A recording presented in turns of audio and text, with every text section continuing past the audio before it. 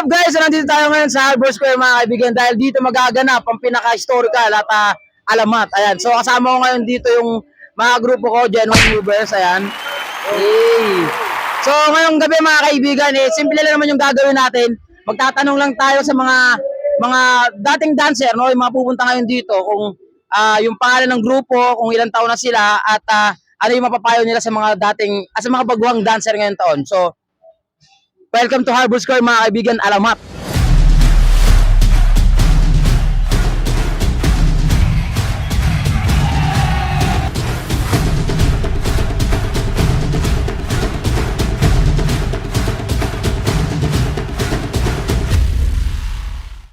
Ayan.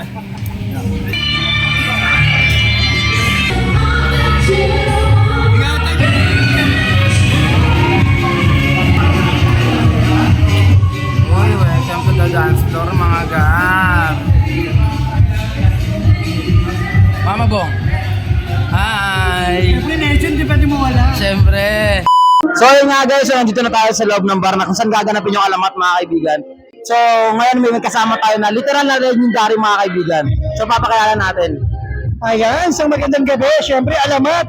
Siyempre, yung alamat legendary. The one and only, Mami Bong. Yeah. Sino nga ba si Mama Bong sa alamat ng dance pro, sa dance contest ng 90s hanggang ngayon, no?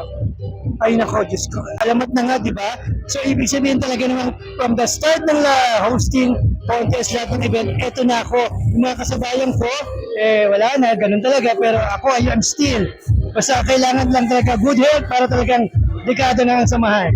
Ano yung mapapayo mo sa mga henerasyon ngayon? Yung mga dancers ngayon na Gen Z, yes. yung gusto nyo tumagal, at tulad nito talagang samahang walang talagang tiwala lang. Tsaka goal lang, huwag kayo magsisiraan. Disiplina, unang-una yan, disiplina para talagang tumagal ang grupo. Yun. So, ngayon alam nyo na ang ibig sabihin na alamat mga kaibigan. So, once again si Mama Bong, isa sa alige. So, maraming salamat. So, mag-enjoy tayo ngayong gabi. Yes, enjoy lang mga alamat. Mga pala si Jojo ng Ikapitong Yugto Dancers from Manggahan, Pasig City. Almost 22 years sa grupo namin, still alive pa rin. Yung syempre yung makatikim ka man lang ng champion na sa iba't ibang barangay, yung syempre. Tsaka yung banding moment namin. Yun. Iba yung banding moment noon at ngayon magkaiba Oo, totoo yun. Actually, yun talaga yung pinaka-the best part no, ng mga panahon na yun. Kuya, ano yung mapapayo mo sa mga new generation ngayon taon? Sa new generation ngayon, much better na be friends. Be kind of sa competitive nyo. Maging palakaibigan kayo, mas mainam yun. Mas maganda yun. Huwag nyo silang ituring na kalaban. Turing silang kaibigan. Ayun, kasama naman natin si Kuya. Diyan ko. Smart guys. Nagsimula kami ng 1994.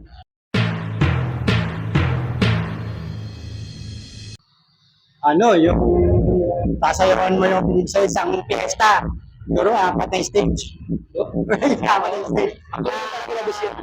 Alam mo kasi napag-champion naman yung apat. Yung memorable talaga namin. Ano yung mapapayo mo sa mga new generation ngayon? Sabi ko ngayon, malayo tayo talaga eh. So siyempre sa mga bago, mga bata, ang gawin lang kina, disiplina, number one. Hindi yung alam mo, grupo lang. Ang grupo kasi, hindi mo nasabi parang grupo lang. Para na kayong magkakapatid. Pamilya. Hindi yung nakikita natin. Parang grupo na sila. Wala, makakita mo, magkaaway sila. Pero ito hindi. Pag nag-aaway, saglit lang. Parang magkakapatid talaga. Inuman lang, okay na eh. Oo. No? So, ayun, Kuya Jericho, mga kaibigan, smart guys. Maraming salamat kaya. Enjoy tayo ngayong gabi. Enjoy. Enjoy tayo. Alamat mga kaibigan. Enjoy. Pakilala. Danilo Relente ng Genuine Movers. Ayan. Smart guys. Ayan, smart guys tsaka genuine. Siyempre, yung grupo ko yun mga kaibigan.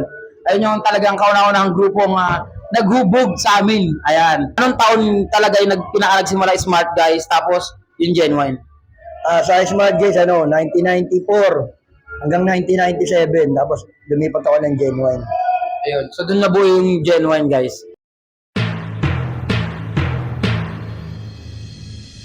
Siyempre yung hindi mo expected na mananalo ka, yung tipong pauwi na kayo, siyempre sa dami ng mga galing, tapos hindi mo inaasahan, kayo pala yung champion, yun. Sobrang saya nun. Worth it lahat ng pagod. Ayun, tsaka dati talaga guys yung contest talaga alos umaga talaga inaabot. Yun talaga yung pinaka the best din. Ano yung mapapayo mo sa bagong henerasyon ngayon? Basta tuloy lang. Practice lang ng practice. Yun lang. Tsaka respeto sa bawat isa. Yun ang mahalaga. Okay, so yun lang talaga yung pinaka the best. Respeto sa isa't isa. Once again, si Kuya Dan, ayan, sa pinuno namin ng Genuine Movers and isang member ng Smart Guys. Carlo. Carlo, anong grupo ni Carlo tas ano nagsimula? Start ako sa Smart Guys, then naging member din ako ng Lalaki sa Bintana. Wala ka sa bintana mga kaibigan.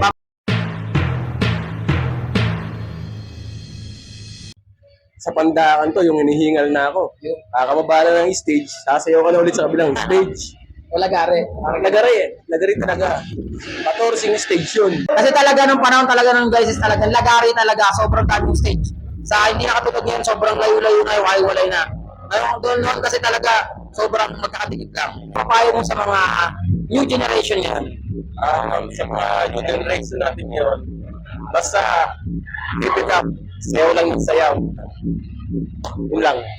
Yes, I'm JP from Kicks Pasay.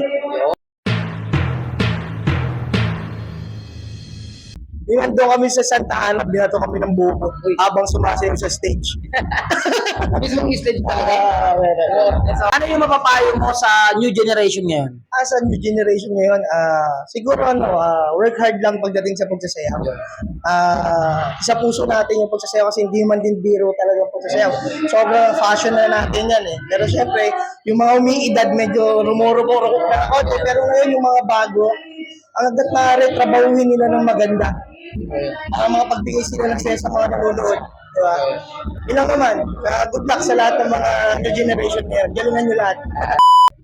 I'm Ryan, taga Santa Mesa, grupo ng Original Maninisi. Ako pala si Tushi, taga Santa Mesa, grupo po ng Original Maninisi. Actually guys, sabi ko sila talaga. Sila yung hinaabangan ko talaga noon. Yan.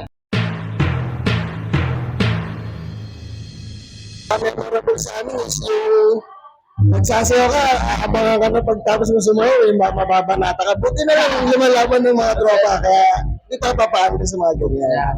Ayun, hindi talaga nawawala yung dati talaga. Ano yung mapapayo nyo sa mga new generation ngayon? Mapapayo ko lang, tuloy nyo lang, basta iwas sa bisyo, lalo sa mga droga. Hindi nyo sumayaw lang kayo sumayaw, basta huwag yung patayan yung pag-aaral nyo, yung trabaho nyo, pamilya nyo, pwede yung pagsabihin nyo, time management na yan. Sisimula ko lang, improve nyo lang yung ano nyo, yung mga kalaw nyo, at maki, as pag-aaral, pamilya, o mawala ko.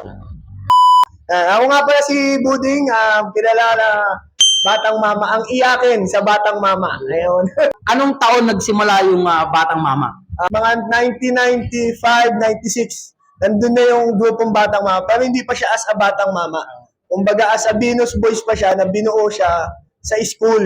Kami nagbuo sa school, 5 tao. Then, nag-expand ka. Noong 2001, doon kami nag-isip na lumaban sa mga competition ng barangayan. Tulad ng ginagawa natin, di ba? Ganyan.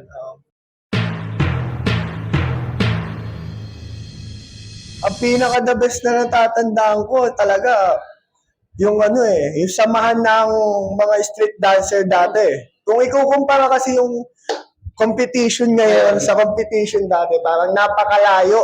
Hindi mo maiisip na ganito mangyayari sa competition ngayon. Dati kasi, lahat ng grupo, kahit magkakalaban niya, pero pagdating sa backstage, grabe yung samahan yan. Grabe, lahat talaga. May konting away, may samahan ng loob, pero napag-uusapan eh. Dati kahit mababa, 3,000, 2,000. Talagang pukpukan. Saka masaya. Iba-ibang sayaw yung makikita mo, hindi tulad ngayon. Ayun yung pinakamaganda dati. Ano yung pinakapayo mo sa mga new generation ngayon? Sa mga new gen, ang payo ko lang, ang pinakamahalaga yung yung pagiging solido mo sa grupo eh. Hindi mahalaga yung panalo, hindi mahalaga kung nasa ka ngayon. Ang mahalaga yung pagiging solid mo sa grupo, yung pakikisama mo sa grupo mo, sa ibang grupo. Ano lang, tuloy-tuloy lang yung pangarap. Kung ano yung gusto mo matupad, kung ano yung pangarap mo as a dancer, ituloy mo lang ng ituloy hanggat makukuha mo. Sa umpisa talaga, mayroon mong pagkadapa eh. Di ba? Nangyayari talaga yan. May dadapa ka, panghinaan ng loob. Pero kung itutuloy mo siya lang itutuloy, ihakbang mo lang lagi yung paa mo para hindi ka tumigil sa pagtuloy o paglakad. Ayun na yung mapapayo ko. Tatagal na yung loob, saka tiwala sa sarili, tiwala sa grupo. Ganun. Yun lang, so mag-enjoy tayo ngayong gabi, alamat mga kaibigan. Hindi tayo lahat mga kaibigan na sama-sama tayo ngayong gabi. Let's go! Go! Ganyan.